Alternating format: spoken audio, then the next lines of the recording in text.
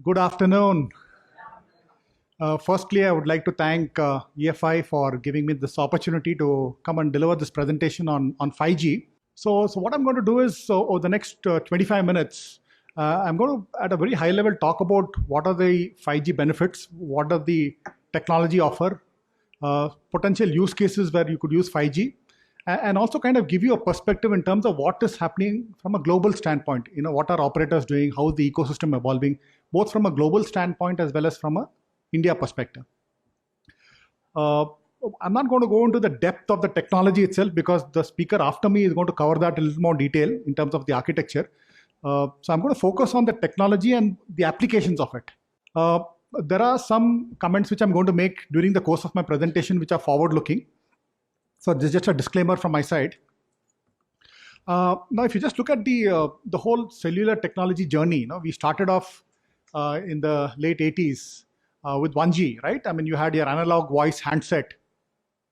And then we had 2G, which came where you had very limited data capabilities, right? And then we've seen the evolution to 3G, where you could have slightly faster speeds from a data standpoint, little bit of video. And then we've seen what happened with 4G. With 4G, your speeds were obviously faster, a lot more consumption of video, right? And now we're talking about 5G. Now, if you just look at 1G to 4G, 1G to 4G was all about speeds. Okay, so as we transitioned from 1G to 4G, it's all about speeds. Secondly, from 1G to 4G, it was all related to mobile devices, your smartphones, your tablets, etc. But 5G is going to encompass not just mobile devices, but a whole lot more, right? So you're talking about surveillance systems. You're talking about so many different assets that you're going to use to connect using 5G speeds. Now, the other thing which I just want to mention is that 5G is not just about speed. 5G is all about a new experience, whether you're talking about from a consumer standpoint or you're talking from an enterprise standpoint. And with 5G, you're talking about a new radio protocol that has been built, completely new interface, which is actually going to improve your speeds, lower your latency. You're talking about applications like mobile broadband, smart cities, network slicing. I'm going to touch upon it very briefly. And then, of course, the important dimension being that this is going to be access agnostic. And again, I'm going to touch upon it in my subsequent slides. Now, if you just look at 5G, there are broadly 5 technology areas that I would like to address. The first one is on the access piece. Access, when you're talking about access, it's the radio access, right? So here we are talking about, not just from a cellular standpoint, but it also covers non-cellular. For example, even the Wi-Fi standards are now part of ITU. Similarly, you have low power WAN protocols like LTEM, or NB-IoT. Even those are now part of 5G standards. So from a 5G standpoint, if you're looking at access, it is far more wider, far more broader now. Secondly, from a network perspective, we're talking about separating the control plane from the user plane. So here what we are doing is we are using software-defined networking and we're using network function virtualization techniques to be able to provide software control. So I don't want to get into the depth of SDN and NFV. Perhaps my the speaker after me might probably touch upon it. But very broadly, I'll give you an example of a router. So typically a hardware device like a router, the routing functionality, you have the control plane which will decide which route to take, right? And then you have the actual forwarding function, right? It moves packets from one router to another, right, through a network. Now, when you're talking about software-defined networking, what you're essentially trying to do is you're separating the control from the forwarding function. So control is all software, and then you are having a multi-purpose hardware which is doing all those forwarding functions, right? So everything becomes controlled through software when you talk about SDN. Similarly, when you're talking about network function virtualization, you're virtualizing all your network functions. For example, today, if you just look at from an enterprise standpoint, in any enterprise, you have, say, a router, you might have a firewall, you might have an application accelerator. So you have multiple hardwares which are there in a customer's environment. It becomes costly to maintain that. Now, what you could do is you can virtualize those functions. So you don't need to have costly hardware.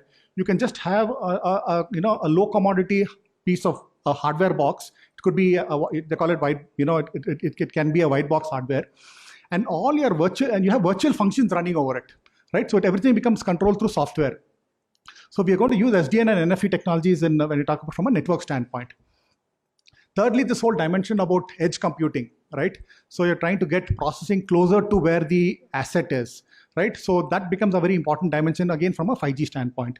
Fourth, transport. Now you're talking about backhauls, right? So today, if you have cellular towers, what's happening today is that most of the connectivity between two towers is through microwave. Very little of fiber is being used. So today they say that about 20 to 25% of fiberization is done. Fiber being used as backhaul to connect towers.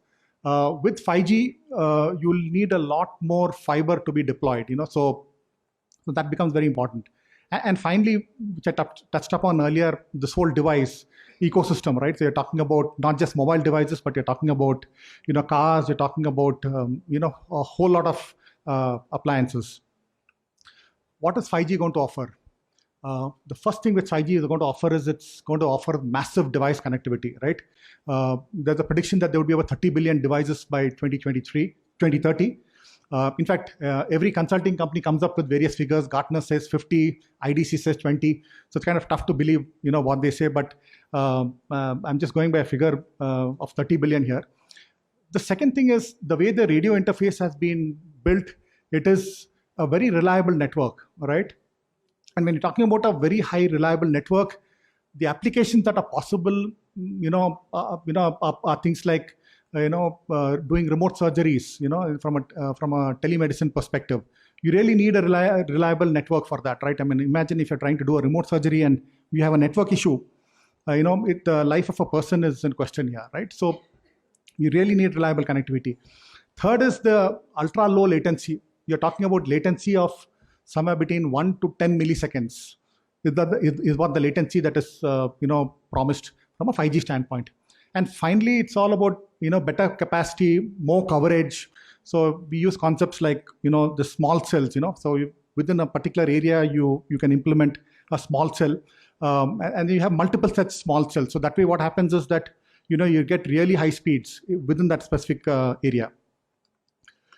What are the drivers when you talk about 5G? The case for change, as they call it.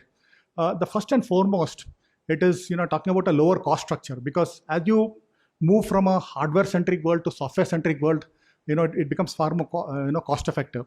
Secondly, you're able to use your resources. When you're talking about resources, it is your radio access network resources, your computing resources. So you're able to pool all those resources. So from that standpoint, it becomes far more efficient, lower cost.